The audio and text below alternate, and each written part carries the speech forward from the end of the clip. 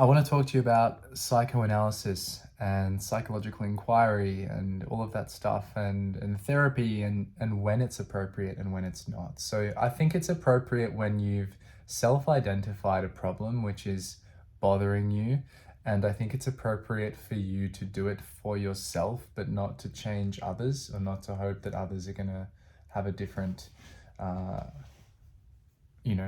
reaction to you. Ultimately, all of this work is an inside game. It's about you and no one else but you. And as soon as it becomes about someone else, it has to come back to being about you, because you can't change other people. You can't change the world. You can only change your perceptions of the world. So it's not for you to psychoanalyze your partner. It's not for them to psychoanalyze you. It's not for you to receive therapy or advice from someone unsolicited who you haven't expressly consented to being therapized by. And if someone offers that, then you should firmly but politely let them know. And the reason for this is because it's so easy for our thinking and belief patterns and the fearful aspect of our identity that we've generated to lead us into the delusion that we're actually processing things, when actually we're just reinforcing them. The difference between processing something and reinforcing something is when you keep thinking about something and you keep investing in the story and the dialogue and the narrative, but nothing's fundamentally changing about the way you relate to your pain. And you'll know that it's fundamentally changing because the circumstances of your life will start to shift. Your relationships will start to bloom.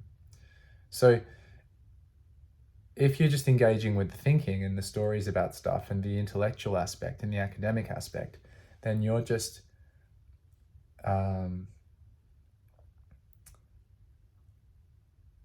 you're getting all of the dopamine in a sense of having grown, but you're not growing. And that's a massive short change to yourself, because it's layers of delusion to justify more suffering for yourself by saying, oh, it's okay that I'm suffering because I'm getting smarter. But if you're getting smarter and you're still suffering, then that means that you're in an even deeper rut of self-negation and an even deeper rut of knowing and yet not helping yourself, which creates an even bigger rift between your psychology and the present momentness of your biology. And this is the crux of the issue when there's a rift between psychology and biology. Now, biology is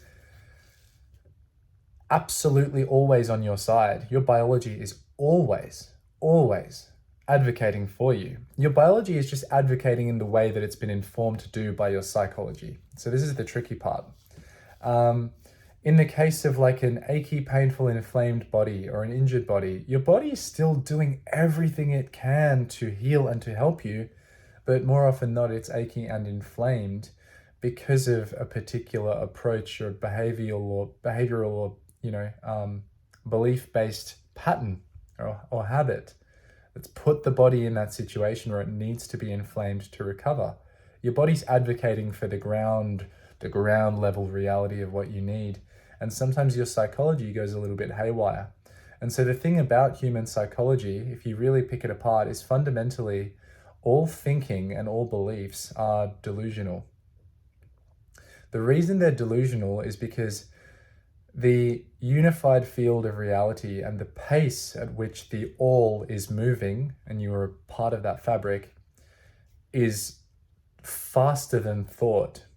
It's faster than the formation of belief, and it's actually faster than the formation of identity. And so this is why, the Buddhist teachings, and you can actually dive deeply into the spiritual crux of any major wisdom tradition or religion, and beyond the institutionalized bullshit, you'll find there is encoded in language a similar secret, which is unity, oneness, and the realization of that which you already are. So the issue is that our psychology is formed of thinking and believing, and this thinking and believing and this process of entanglement with identity consumes energy, and is not able to keep up with the emergence of reality. Your biology is more up to date with the emergence of reality because your biology, your flesh, is non-separate from the material world. It is the world of matter, and it's your psychology and your internal experience which creates a sense of separation between you and everything else is happening. It's an attempt to protect you from experience. That's why the identity forms. That's why the ego forms. And so fundamentally, the only fear, we're moving a bit faster now, the only fear that there is always a fear of experience. You can't fear a non-experience.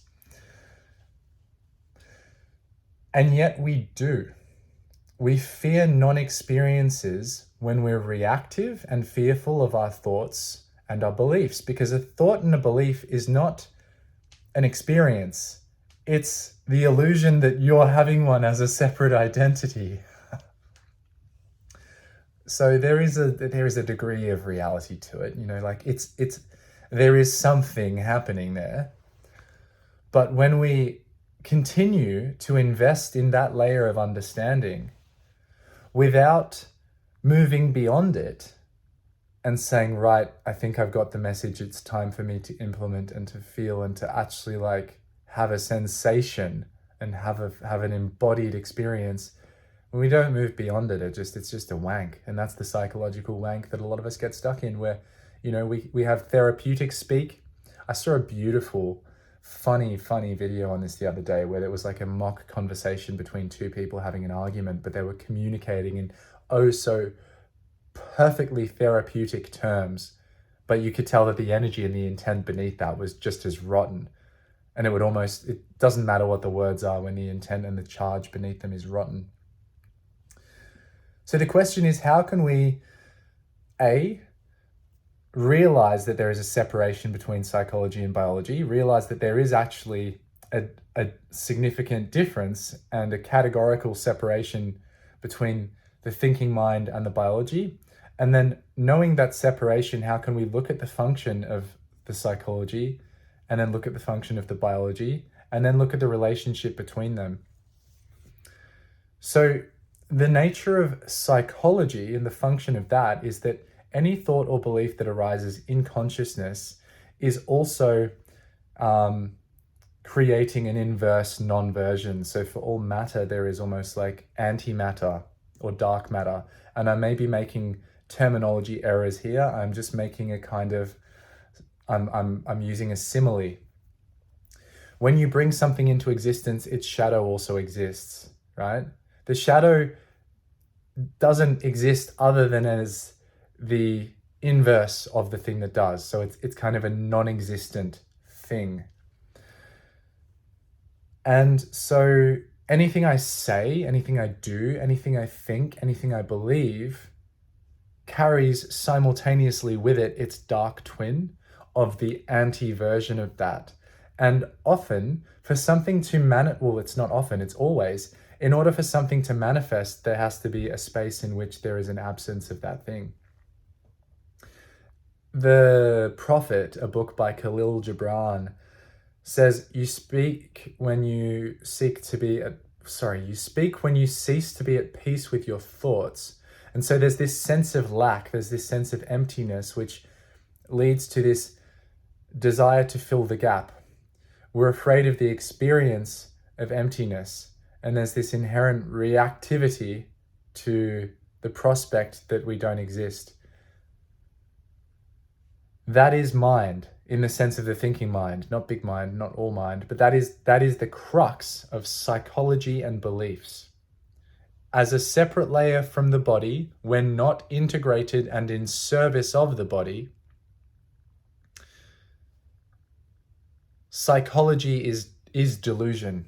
It is psychosis. It is inherently self-negating and contradictory and paradoxical. When you trace the mind back to, when you follow its process, you follow the thoughts, you use reason and you apply reason to the mental formations, what you see is that they don't make sense. And this is the non-dual. This is like you have the thing and you have the absence of the thing. And together you have this phenomenon which is neither the thing nor is it not the thing, and yet it's both. And that goes poof and collapses the entire psychological framework that we have. That is the enlightenment of the dissolution and removal of the duality and polarity and the charge in the thought. The completion of the thought is the dissolution of the thought. The completion is the thought self-realizing, and then it blows out. Enlightenment, the blowing out of the candle. And when that's gone, what remains is this unspeakable empty fullness, non-dual state of somethingness, nothingness. It's beyond labels. At that point, beyond labels, if you try to cling to the thought, you'll keep looping it. Like you'll step back into the same thing. It doesn't go anywhere. It's like a game. It's like a beautiful creation where that part of your mind, if it tries to understand itself, is going to hit its own ceiling. It's going to bump into itself. It's the Ouroboros. It's the snake that eats itself. It doesn't go anywhere. It's creation and destruction at the same time. That is the nature of it. And so then you have to telescope this down to the body. Okay, so wow, what is there? Well, if my thoughts aren't driving me, because my thoughts are both positive and negative, complete and incomplete, and they're immediately self-negating, then what is driving me? Well, it's not a thought, it's not a belief. Well, what's our identity made of? Thoughts and beliefs. Our identity is literally made up of thoughts and beliefs. It's made up of it's a figment. It is a figment of our wonderful imagination, like all thinking and all believing, beautiful figments of our imagination. This layer of experience, which is secondary to the material, which is in collaboration with the material. It's like there's a synergistic, symbiotic relationship where you have a part of you is this psychological organism, which is not the same as the biological organism, and yet plays with and dances with the biological organism. So it's like a jellyfish, like a Portuguese manowar or something. It's like, it's not one organism. It is an ecosystem. You are that ecosystem. So on the layer of body then, with the dissolution of all that thinking and believing, when that's just wiped and it's blown out and there's this moment of like, pff, mind is gone, then the body is part of everything, and you can have an experience of your body in the absence of the shadows and cages of your mental frameworks, where your body is literally inseparable from everything. And that is an experience, but there is no one experiencing it because there's no concept of self. When there's no self-concept, when there's no self-awareness, that's actually the perfect integration of the ego. The ego is like a sheet of glass. I love this example where it has scratches in it, which are the imprints of woundings and traumas. And once we've experienced these scratches and woundings the first time, we never experience them again in the same time. And yet they cloud our vision and our experience of life. So we only experience the hurt once, and the rest of our life, we're not re-experiencing that hurt. We're just experiencing fear and reactivity towards a crack which has already been there and has already happened, that we can't change. And so that's the paradoxical, ridiculousness of trauma. It puts you in a state where you think you're experiencing something when you're not. You're actually just experiencing the fear of re-owning and re-inhabiting that experience. And when you can go through the fear of re-ownership and re-inhabit that experience in a loving space, that experience dissolves its charge, and you're then free of the trauma, and you get to re-own the part of yourself that was lost. So the ego is this sheet glass, and when that glass is clean of scratches, when the charge is gone and there's no judgment of the scratches, or when they've dissolved, it's kind of the same thing. The glass is clean, the mirror is polished, and so there is no sense of like ego as separate from other things. That's just the wounding, that separateness, that's the delusion. So you're left with unity. And within unity, there's no judgment of having an experience. In fact, it just becomes interesting. So another one will arise again. You'll have another experience. There's going to be pain. There's going to be pleasure. There's going to be all of these things, the 10,000 things. You've gone from the 1 to the 10,000. The 10,000 exists in the realm of labels and thoughts and thinking. You've gone back in there, but that's okay. This is where it goes. That's okay, because there doesn't need to be a judgment of the 10,000 things when you recognize that they're an offshoot of the one thing, and the one thing is exploring itself.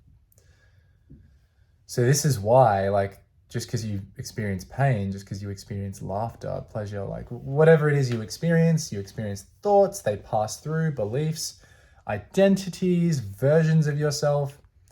This is why you don't have to therapize the shit out of it unless it's really causing you suffering. And this is why you know, if you want to pick apart the mind, you can if you want, but you know,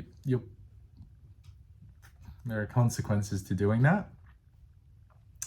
Therapy is like surgery, you know?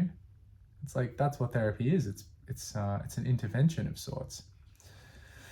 And the ultimate therapy is not therapy, it's play. That's the state in which there's no one to be healed and there's no one healing. There's nothing broken and nothing to be fixed. It's just a play. It's just a dance. It's just this great mystery of how we can be all of these things at once, fully, and none of them in particular. How we can be attached to nothing, connected to everything. The great mystery of how when we choose not to resist being where we are, when we unbecome the struggle, what's left is action with no doer, effortlessness. And if there's no doer, but there's still the fullness of experience, then it doesn't fucking matter what happens, does it? It's all good. It's all good. No therapy needed. Anyway, that's my rant. That is my rant for tonight. Love to talk. I love to talk. There's so much more to life than talking as well. And talking is great. All right. Bye-bye.